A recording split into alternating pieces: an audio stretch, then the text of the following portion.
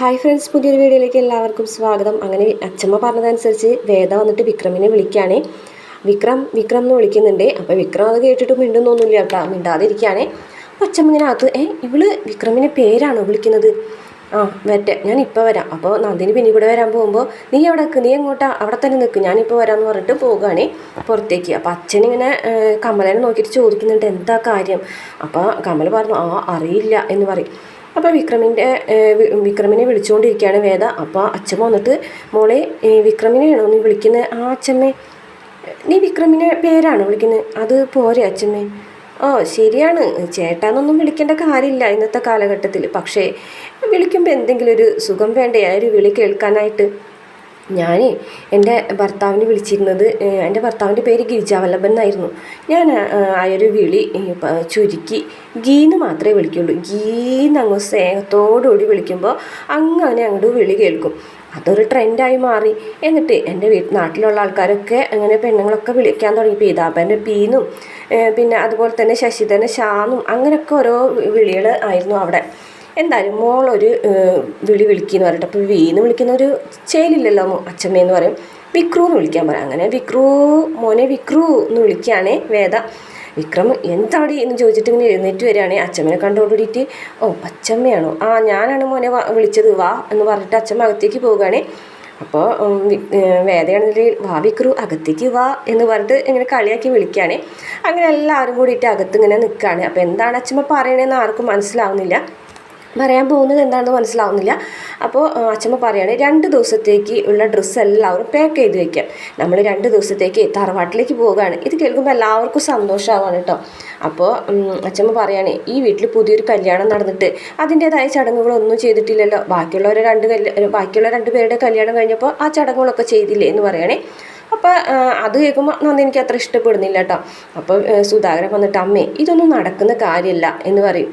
അപ്പോൾ അച്ഛൻ പറയും മോനെ സുധാകര, ഞാനാണിത് പറഞ്ഞിട്ടുള്ളത്, നിൻ്റെ അമ്മ ഞാൻ പറഞ്ഞിട്ടുണ്ടെങ്കിലേ അത് അതുപോലെ നടന്നിരിക്കും. പിന്നെ ഈ പോക്കിൻ്റെ വണ്ടിയുടെ വാടക, ഭക്ഷണത്തിൻ്റെ ചിലവ്, സദ്യ, അങ്ങനെയുള്ള എല്ലാത്തിൻ്റെ ചിലവ് ഞാൻ തന്നെ എടുത്തോളാം എന്ന് പറയുകയാണ്. അപ്പോൾ വിക്രം പറയും അച്ഛമ്മേ അതിനൊന്നും ആവശ്യമില്ല എന്ന് പറയും.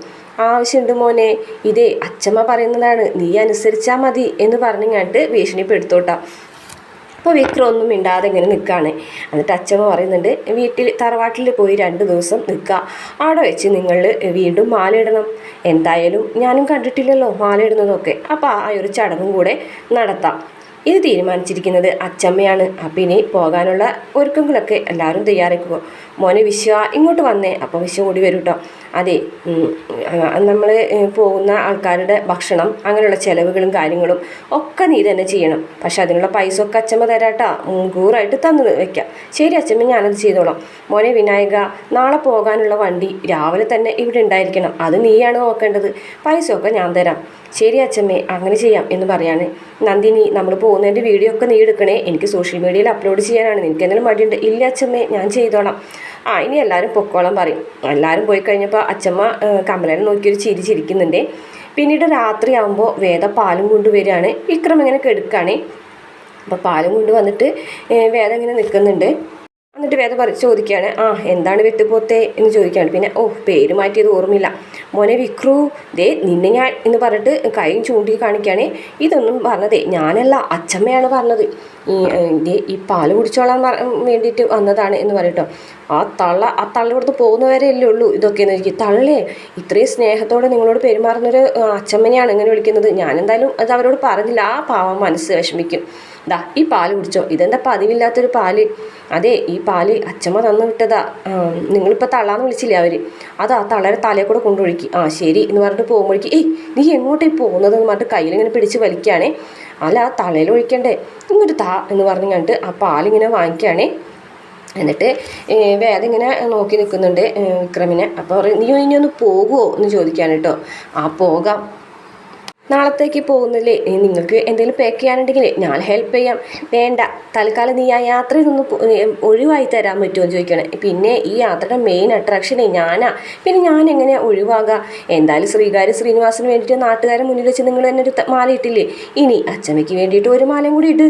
പിന്നെ എന്തൊക്കെ നടക്കാനിരിക്കുന്നു എന്നൊക്കെ പറഞ്ഞ് ഞാനിട്ട് എന്തോ ഒരു അർത്ഥത്തോടു കൂടി നോക്കിയിട്ട് വേദ ഇങ്ങനെ പോവുകയാണ്. അപ്പോൾ വിക്രം ഇങ്ങനെ പാല് കുടിക്കുന്നുണ്ട്. അതിനുശേഷം മോനെ വിക്രു ഗുഡ് നൈറ്റ് എന്ന് പറഞ്ഞായിട്ട് വേദ അവിടെ നിന്ന് പോകും. പിന്നീട് കാണിക്കുന്നത് കമലിങ്ങനെ മരുന്ന് കഴിക്കുകയാണ്. അപ്പോൾ മാഷ് വന്നിട്ട് പറയും, അതെ പുതിയ മരുന്ന് ഡോക്ടർ എഴുതി തന്നത് ആ കവറിൽ വെച്ചിട്ടുണ്ട്, ഞാൻ കണ്ടു, ഞാൻ കഴിച്ചു എന്ന് പറയുകയാണേ. അതിനുശേഷം മാഷ് ഇങ്ങനെ വന്നിരുന്നിട്ട് ഇങ്ങനെ അമ്മ ഇനി എന്തൊക്കെയാണാവോ ചെയ്തു വയ്ക്കാൻ പോകുന്നത് എന്ന് പറയാൻ കേട്ടോ.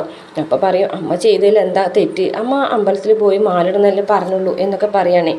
ഇതൊന്നും വേണ്ടായിരുന്നു, എന്തായാലും അമ്മ ഇപ്പോൾ സത്യാവസ്ഥ ഒന്നും പറഞ്ഞിട്ടില്ലല്ലോ, ഇനി പറയുമ്പോൾ എന്തൊക്കെയാവോ പ്രശ്നങ്ങൾ ഉണ്ടാവാൻ പോകുന്നത് എന്നൊക്കെ പറയും. കമല പറയും, അങ്ങനെ ഒന്നും ഉണ്ടാവില്ല, എന്തായാലും എന്നോട് വിളിച്ചപ്പോഴും ഞാനും ഇങ്ങനെ തന്നെയാണ്, പ്രേമിച്ച് വിവാഹം കഴിച്ച തന്നെയാണെന്നാണ് ഞാൻ പറഞ്ഞത്, വേറൊന്നും ഞാൻ പറഞ്ഞിട്ടില്ല. അന്നേരം കമൽ പറയും, ഇനിയിപ്പോൾ സത്യാവസ്ഥ പറഞ്ഞാൽ തന്നെ അമ്മ ഒന്നും പറയില്ല, അതെന്താ നീ അങ്ങനെ പറഞ്ഞത്, അമ്മയ്ക്ക് വേദനയെ അത്രയ്ക്ക് ഇഷ്ടമായി എന്ന് പറയുകയാണേ. അപ്പോൾ അച്ഛനൊന്നും മിണ്ടുന്നില്ല കേട്ടോ. അതെ, വേദ ഈ വീട്ടിലൊരു കുട്ടിയായി മാറിക്കഴിഞ്ഞു, ഇനിയിപ്പോൾ അമ്പലത്തിൽ പോയിട്ട് മാലിട്ട് കഴിഞ്ഞിട്ടുണ്ടെങ്കിൽ അവൾ വിക്രമിൻ്റെ ഭാര്യയായി തന്നെ മാറില്ലേ, വിക്രമിനെ പോലെ തന്നെ അവൾക്ക് ഈ വീട്ടിലെല്ലാവരെയും ഈ വീട് സ്വന്തം വീട് തന്നെയായിട്ടാണ് കരുതുന്നത് എന്നൊക്കെ പറയുകയാണേ. അപ്പോൾ മാഷ് പറയുന്നുണ്ട്, ഞാൻ ആ കുട്ടിനോട് ഇത്തിരി മോശമായിട്ടും ദേഷ്യത്തോടൊക്കെ തന്നെയാണ് സംസാരിക്കുന്നത്, അതൊരിക്കലും ആ കുട്ടിയോട് സ്നേഹമില്ലാഞ്ഞിട്ടല്ല, ആ കുട്ടിക്ക് നല്ലത് വരട്ടെ എന്ന് വിചാരിച്ചിട്ട് തന്നെയാണ്. ഇനിയിപ്പോൾ വീട്ടിൽ പോയി തറവാട്ടമ്പലത്തിൽ പോയി മാലിട്ടെന്ന് കരുതിയിട്ടൊന്നും ഞാൻ ആ കുട്ടീനെ ഇവിടെ നിൽക്കാനായിട്ട് നിർബന്ധിക്കില്ല, അവനിപ്പോഴും അതിനുള്ള യോഗ്യത ഇല്ലെന്ന് തന്നെയാണ് ഞാൻ വിശ്വസിക്കുന്നത് എന്ന് മാഷിങ്ങനെ പറയുകയാണ്. അപ്പോൾ പറയുന്നുണ്ട്, എന്തിനാണ് മാഷ് ഇങ്ങനെ നെഗറ്റീവായിട്ട് ചിന്തിക്കുന്നത്, നിങ്ങളുടെ അമ്മനെ ഒന്ന് നോക്കി, എന്ത് പോസിറ്റീവായിട്ടാണ് നിങ്ങളുടെ അമ്മ ഓരോ കാര്യങ്ങൾ ചെയ്യുന്നത്. അപ്പോൾ മാഷ് പറയും, അതിൽ 2 വ്യത്യാസങ്ങളുണ്ട്, അത് ഒന്ന്, ഞാനും എൻ്റെ അനിയൻ ഗംഗാധരൻ തമ്മിൽ എന്ത് പ്രശ്നം ഉണ്ടെങ്കിലും എൻ്റെ അമ്മരെ തല കുനിയാൻ മാത്രം പാകത്തിൽ ഞങ്ങൾ ഇന്ന് വരെ ഒന്നും ചെയ്തിട്ടില്ല, അമ്മയുടെ കാര്യത്തിൽ ഞങ്ങൾ 2 പേരും ഒന്നിക്കും, പക്ഷേ എനിക്ക് ആ ഭാഗ്യം ഉണ്ടായില്ല, എൻ്റെ മക്കൾ കഴിഞ്ഞ ജന്മത്തിലെ ശത്രുക്കളാണ് ഈ ജന്മത്തിൽ മക്കളായി വരാമെന്ന് പറഞ്ഞത് സത്യമായി എന്ന് പറഞ്ഞിട്ട് മാഷ് ഇങ്ങനെ വിഷമത്തോടുകൂടി കെടുക്കും. പിന്നെ കാണിക്കുന്നത് രാത്രി അച്ചമ്മ വെള്ളം എടുക്കാൻ വരികയാണ്. അപ്പോഴാണ് അച്ചമ്മ കാണുന്നത് വേദ ഹാളിൽ വന്നെടുക്കുന്നത്. അപ്പോൾ തന്നെ അച്ചമ്മ ആ വെള്ളജഗ് അവിടെ വെച്ചിട്ട്, മോളെന്താ ഇവിടെ വന്ന് കിടക്കുന്നത്, അത് പിന്നെ അച്ചമ്മേ പിണങ്ങിയോ, വിക്രമിനോട് പിണങ്ങിയോ, നാളെ അമ്പലത്തിൽ പോയി മാലിടാനുള്ള ആൾക്കാരല്ലേ, ഇപ്പോഴേ എങ്ങനെ എന്തെങ്കിലും പിണങ്ങിയെന്ന് വിചാരിച്ചിട്ട് ഇവിടെ വന്ന് കിടക്കേണ്ട കാര്യം, നീ ആ കോസടിയും തലനൊക്കെ ഒന്ന് എടുത്ത്, അത് പിന്നെ അച്ചമ്മേ നീ പറഞ്ഞത് കേൾക്ക്, വാ എൻ്റെ പിന്നിൽ കൂടെ വാ എന്ന് പറഞ്ഞിട്ട് വേദനയും കൊണ്ട് പോകുകയാണ്.